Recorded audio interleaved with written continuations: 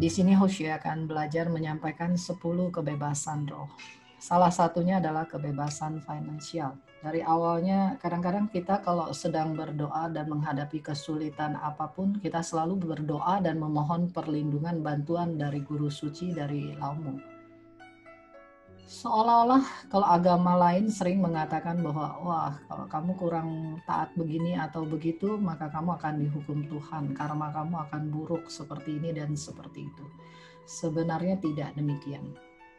Kita datang dengan kekuatan kebebasan finansial. Apa itu kebebasan finansial? Yaitu you qiu piyin. Apapun yang kita inginkan akan dicapai. Itu adalah interaksi dari semesta raya kepada kita, interaksi dari roh kita kepada kita, yang kalau dalam ilmu pengetahuan disebut sebagai law of attraction. Interaksi dari roh kita kepada kita. Roh kita pada dasarnya punya kebebasan finansial. Lalu mengapa saat sekarang ini kita hidup di dunia ini bisa susah? Sebagai contoh saja, setelah kita Chiu-Tao, kita disebut sebagai murid dari Buddha Qigong. Kita kalau ada susah kita tinggal minta. Segala kesusahan kita dikasih lewat. Kita berbeda dengan orang-orang di luar sana yang kalau belum Chiu-Tao tidak ada pelindung yang begitu luar biasa seperti kita dilindungi oleh guru kita. Setiap kesulitan kita dilewatin, kita tersentuh hatinya. Kemudian kita mau bertahan di dalam ketuhanan. Tetapi ketika lama-lama menjadi kebiasaan, kita juga tidak juga berhenti menggunakan 7 indera kita untuk melakukan hal-hal yang tidak baik dan tidak mengembalikan kapasitas roh kita. Maka yang akan menanggung semua masalah ini adalah Lao Tzu kita. Karenanya itu Qigong Hofo Lao Tzu, beliau mengatakan bahwa beliau adalah Buddha yang paling kesepian. Karena apa? Terlalu banyak mengikuti keinginan dari murid-murid yang begitu banyak di dunia ini. Tapi karena bagaikan seorang ayah kepada anak, beliau tidak bisa tidak. Karena kita ini adalah anak-anak yang manja indera-inderanya, terikat oleh indera-inderanya. Sedikit saja tidak dipenuhi keinginannya, kita akan lari, kita tidak akan percaya. Karena Lao Tzu, Tatsu, tapi Pufangqi, tidak mau meninggalkan kita. Tetapi sampai sekarang ini dengan kondisi yang terus tidak berubah seperti ini, kalau mau dipikirkan dalam bahasa langitnya itu Lao Tzu juga bisa kena blacklist, kena blok. Jadi pernah satu kali dalam kelas sidang Dharma, Kuan Fali Chu, beliau mengatakan kepada Lao Tzu kita, Qigong Hofo, Anda begitu terikatnya kepada murid-murid Anda, begitu memanjakannya murid-murid Anda. Ini sepertinya tidak bisa terus-terusan seperti ini. Ya itulah, karena ketidakpahaman kita, guru kita pun sangat berkeras hati untuk terus melindungi kita. Sampai sekarang ini mungkin apabila kita ketemu dengan terlalu banyak sudah ditolong oleh guru kita, kemudian ketemu dengan kondisi yang mentok berasanya tidak ditolong oleh guru suci kita, maka mari kita introspeksi diri kita. Sebenarnya kita harus menolong diri kita sendiri dan menolong langit dan menolong orang lain. Dengan menimbulkan kembali kapasitas kebebasan roh kita. Bukan hanya bermanja-manja dengan menuntut. Yang kedua adalah kebebasan kearifan. Polo miao tsuhui. Itu ada di dalam roh kita. Kemudian yang ketiga adalah kebebasan kepintaran. Kepintaran itu berbeda dengan kearifan. Kepintaran itu adalah kebisaan dalam menalar segala sesuatu yang ada di dunia ini. Yang keempat adalah kebebasan dari lahir dan mati. Juga kebebasan untuk menentukan kita mau hidup berapa lama di dunia ini. Mau mati umur berapa, itu bahkan bisa dilakukan. Buddha pun melakukan seperti itu. Karena ketika Buddha sudah sampai umurnya, kemudian beliau mengatakan kepada Ananda, Buddha akan bertahan lagi hidup di dunia ini 40 tahun, tetapi Ananda khilaf, Ananda tidak mengundang Buddha untuk terus tinggal, sehingga akhirnya Buddha parinibbana. Karena pada dasarnya kalau sudah seperti Buddha, beliau sudah mempunyai kebebasan untuk menentukan waktu mau hidup sampai berapa lama. Kemudian kebebasan dari karma buruk, kebebasan dari bencana dan musibah, kebebasan dari bentuk raga. Kebebasan dari bentuk raga ini adalah kita sering bertemu banyak makhluk suci yang tiba-tiba mewujudkan dirinya dalam bentuk makhluk tertentu dan menolong manusia. Misalnya kita pergi ke satu tempat, tiba-tiba kita tersesat, ada makhluk sucinya yang berupa manusia ataupun hewan atau apapun memberikan petunjuk. Nah, itu adalah kapasitas dari roh, mempunyai kebebasan bentuk raga. Kemudian kebebasan menentukan alam kelahiran. Tentunya kita tidak berharap bahwa kita lahir lagi ke alam-alam seperti, walaupun alam surga sekalipun, apalagi alam neraka, alam setan kelaparan atau alam asyura. Karena 3 alam ini sama sekali tidak memungkinkan kita untuk bisa membina diri kita, mengembangkan kapasitas roh kita. Walaupun di neraka kita masih tetap terhubung dengan roh kita yang di nirwana, tetapi kapasitasnya itu sudah sangat low bat sekali, sudah sangat lemah sekali. Ketika kita terlahir sebagai hewan, contohnya aja seekor ayam. Ayam itu untuk bisa lahir lagi sebagai manusia itu membutuhkan 240-an kali kehidupan sebagai binatang baru bisa lahir sebagai manusia.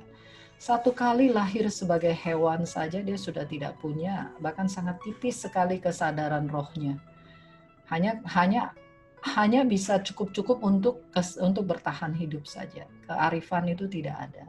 Kearifan itu tidak bisa kapasitasnya tidak bisa sampai mengembangkan kearifannya. Apalagi kalau dia dipenuhi oleh kesadaran akan kebencian atau karma-karma buruk, bawah sadar buruk yang sangat luar biasa sekali. Bahkan hewan-hewan pun mengalaminya, di mana lahir langsung mati banyak sekali. Banyak sekali kondisi-kondisi yang tidak menyenangkan atau lahir hanya untuk disiksa setengah mati. Karenanya itu kita bisa menentukan alam kelahiran. Kalau menentukan alam kelahiran, harus setelah kita mengembangkan diri kita, membina diri kita dengan sempurna, maka kita bisa menentukan kita mau lahir ke nirwana. Di nirwana banyak sekali alam para Buddha yang sangat sempurna, yang tercipta dari pelimpahan jasa bahala dan keluhuran dari kebajikan besar dari beliau-beliau itu, Buddha-Buddha besar. Contohnya adalah nirwana dari Buddha Maitreya, itu adalah sangat luar biasa sekali. Karena beliau ini adalah yang bercita-cita menciptakan dunia berikutnya adalah dunia yang surgawi, bagaikan surga Sukawati. Kita datang ke dunia ini bukan untuk sekedar menikmati kesenangan dunia, tetapi kita datang adalah untuk memenuhi ikrar dari Buddha Maitreya. Kita akan membantu Buddha Maitreya sehingga bisa mencapai penciptaan berikutnya semesta raya ini. Di dunia ini, kehidupan di dunia ini adalah bagaikan surga Sukawati. Kemudian kebebasan kemampuan batin, bisa juga disebut kesaktian. Tapi itu kalau pada zaman dahulu kita bisa lihat ya, banyak kesaktian yang ada pada para suci dan para Buddha. Tapi bukan itu yang kita mau sekarang. Karena saat sekarang ini teknologi lebih sakti daripada kemampuan batin. Jadi kita tidak bertanding di sana. Yang paling penting adalah kearifan, kepintaran. Karena kesaktian kadang-kadang juga bisa menyesatkan. 10 adalah kebebasan untuk mencapai kebudahan.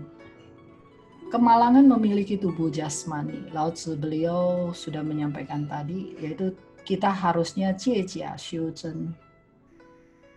Apa yang dimaksud dengan jie jia xiu zhen? Meminjam yang palsu untuk membina yang sejati. Meminjam yang palsu itu artinya adalah kehidupan yang palsu ini. Tubuh raga yang palsu ini. Untuk kembali meningkatkan kapasitas dari roh kita.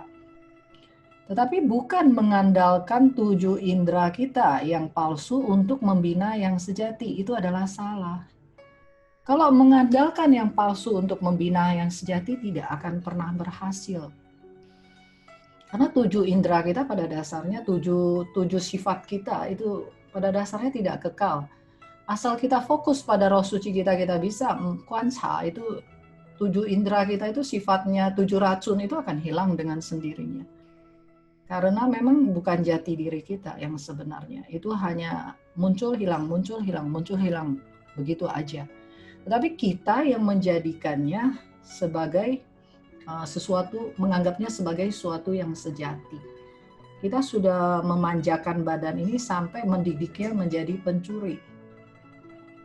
Segala apa yang dia inginkan harus dipenuhi. Sekarang kita mau mengembalikannya menjadi Chen Kong Miao Yu. Belum tentu dia rela.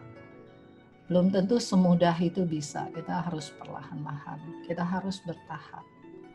Karena bagaimanapun juga kebiasaan itu nggak bisa hilang dalam satu hari. Perangai itu tersimpan sangat rapi di bawah sadar kita. Mau kehidupan sekarang maupun kehidupan lampau. Perlahan setelah kita mendatangkan kapasitas dari roh kita, kemudian mungkin paruh-paruh dengan kapasitas dari badan ini, separuh-paruh kemudian berkembang lagi, lama-lama badan ini bisa menyerah dan kembali kepada kegunaannya yang sebenarnya, bukan untuk mengejar nafsu yang berlebihan. Dikatakan bahwa kelahiran dan kematian itu adalah kemalangan besar, itu adalah urusan besar. 49 hari arwah itu masih akan gentayangan. Karena apa? Ketika roh suci kita, ketika 3 kesadaran kita tidak bisa kembali menjadi roh suci kita ketika meninggal, maka ketidakrelaan akan badan ini karena keterikatan akan 7 indera ini sangat kuat, maka sesungguhnya tidak akan bisa kembali kepada kapasitas roh kita. Jadi selama 49 hari roh ini akan, kesadaran ini, sanhun ini, dia akan seperti buta, tuli, bisu karena tidak tersambung lagi dengan 7 indera. Tetapi karena masih merupakan 3 kesadarannya, di mana memori kehidupan kita ada di bawah sadar, maka semua apapun yang kita lakukan di dunia ini, dia tahu, dia bisa merasakan. Karenanya itu selama 49 hari ini biasanya roh kesadaran ini, Linghun ini akan masih gentayangan di sekitar kita. Malam tuh masih bisa menjaga cucunya, masih bisa memberikan tanda-tanda keberadaannya, yaitu seperti itu. Dan dikatakan bahwa pemakaman sebelum 49 hari itu adalah sangat sadis sekali. Karena seperti sama halnya kita memaksa dia langsung gentayangan. Karena langsung dipisahkan 3 kesadarannya dari kita. Tubuhnya dengan tubuhnya dimakamkan. Kalau orang yang zaman dahulu yang bijaksana biasanya bahkan mereka menunggu sampai 100 hari baru dimakamkan. Tetapi zaman sekarang mana mungkin, karena itu zaman sekarang hantu gentayangan, arwah gentayangan, arwah yang tidak rela, tidak ikhlas tuh banyak sekali. Di dunia ini banyak sekali setan jahil lah, apalah, semua itu banyak sekali sekarang yang gentayangan tidak menentu. Jadi dengan kita mengetahui kondisi ini, kita kembali harus mengambil keputusan bahwa diri kita adalah salah satu makhluk yang penting di dunia ini. Roh suci kita adalah 3 besar. Kita bertanggung jawab kepada seluruh kehidupan dan apapun yang terjadi di semesta raya ini. Seluruh makhluk di semesta raya ini adalah kita. Kita adalah seluruh makhluk di semesta raya ini. Buddha adalah kita dan kita adalah Buddha. Mengapa demikian? Karena di dalam kapasitas roh suci kita itu tidak ada perbedaan. Walaupun sampai terakhirnya ada roh yang harus kehilangan kekuatannya, tetapi pada dasarnya kita di alam abadi, kita tetap akan berharap bahwa semua kapasitas ini kembali seperti semula, bahkan lebih sempurna dari semula. Di alam abadi atau alam surga tidak memungkinkan kita untuk membina diri kita. Sangat sedikit sekali kemungkinannya di alam surga. Alam surga kemungkinannya hanya makhluk-makhluk suci yang datang untuk membantu manusia di dunia ini sehingga punya pahala. Tetapi kalau untuk mengembangkan kapasitas mereka sendiri itu sangat minim sekali, karena di sana pun happy-happy aja. Di sana pun sibuk bukan main. Para bijaksana sekalian, beruntung bisa membina dan mengamalkan Tao hingga akhir hidup. Suatu saat kita melepas badan raga ini, kita seperti hanya mengembalikan 5 unsur ke bumi. 5 unsur itu adalah Sui, Ho, Feng, Tu. 5 unsur itu kembali ke bumi sehingga kita tidak ada keberatan sama sekali, tidak ada keterikatan sama sekali. Tiga kesadaran kita kembali sudah kepada kapasitas roh kita, Chen Kong Miao Yu, yang pada saat semasa hidup pun kita sudah bisa kembali, maka melepas badan raga kita ini pun dengan sukacita. Kembali ke alam abadi, kita akan menjadi salah satu dari malaikat bodhisattva, makhluk suci, pembabar pancaran putih. Sekian apa yang Hoshi belajar menyampaikannya. Semoga semua makhluk berbahagia. Kansi Lamo Tatsutape, Kansi Wansin Pusa Tatsutape. Terima kasih kepada rahmat dari para guru suci. Xie Kui Qin Xin. Ya, xie Jiang Jiangzi. Demikian penjelasan kitab Tao Te Ching bab 1. Xie Kui Qin Xin.